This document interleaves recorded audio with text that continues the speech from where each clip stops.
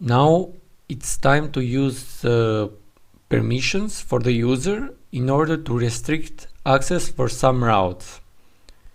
For example, in this index method, only the users that have view users or edit users needs to have access. Laravel has already a function for this that help us restrict access, which are gates. Let's use them now.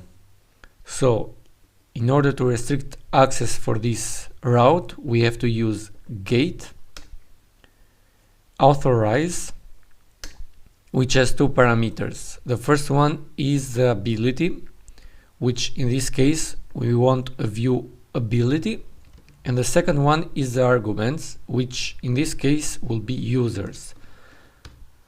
So the users that have the view ability needs to be authorized here. This won't work because we need to define what this view ability does. To do that, we need to go to auth service provider. Here we need to define a gate ability. Gate define, the ability is view, and we need to pass a function. The function has two parameters. The first one is the authorized user, and the second one is the model. It's not called model, but it's actually this argument here. So, to give access to this route, we have to return either true or false. So, for now, let's return false. And let's try it on Postman. Let's call the user's API. We can see that we are getting, and this action is unauthorized response. Actually, we don't want to return an HTML. Let's make changes to the handler.php.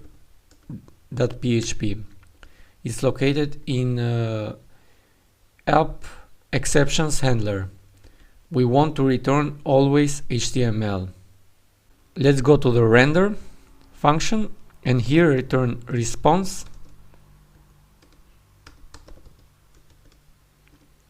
error, exception, get message, and we need a status code. We'll get exception that get code, but sometimes it's not set, so we have to add a question mark here if it's set. Otherwise we will return a default 400 error. Let's try it now. We can see that we are getting a JSON error now, and this action is unauthorized with a 400 bad request. Now let's authorize the action. Let's go to auth service provider, and here we need to tell if this user has access to that model. We have to get all the permissions of the users and check if the permissions contains view underscore the model. So in this case, for the view users gate, we are checking if the logged in user has the view underscore users permission. Let's check that now. By getting the users means the gate gave us permissions. Now let's make a custom function for the user. Let's copy this line, go to the user and create a function has access with an access parameter. Return this function. Replace user with this, and this is the access. And now we can replace this function with has access. But Also, the users that have the edit users permission will view the users, because edit overrides view.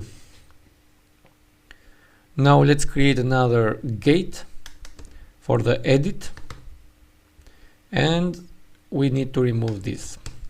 So edit has access only to edit underscore model. Let's add the gates to the user controller. Let's copy this gate, add it here also, but change the to edit. We can add it also here and here. We don't need to add gates to user update info and update passwords, because they are the user personal information which all the users have access to. Now I logged in with this user, which is a viewer, which has only view access to the users table, not edit access. And let's see how it works. Let's change the authorization bearer and let's send a request. We can see that this user can see the other users. Here is another, so it will be a post request. Let me add the authorization header bearer with the token, and let's see if we can create the user. We can see that this action is unauthorized. So the viewer has access only to see the users, but not. This is how gates work.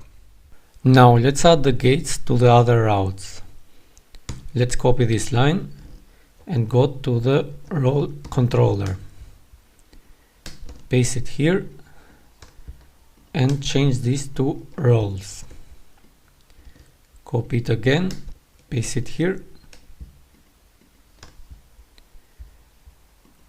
Also here. This one needs to be edit.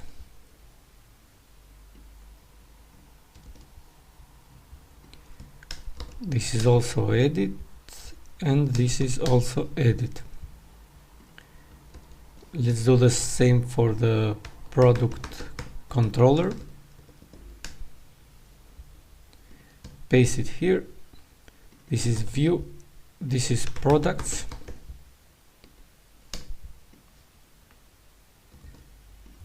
Paste it here, also here, edit.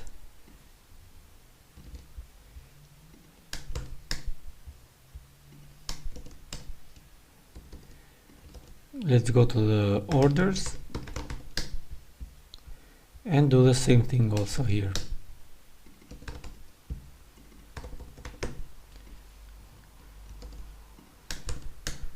Orders has only view access. We can also authorize the requests in the user create request. So if we use this gate allows edit on users, this will work the same. So you choose which is the best way for you to do it in your app. I prefer it to do it this way. You may prefer it to do it in the request. It's up to you.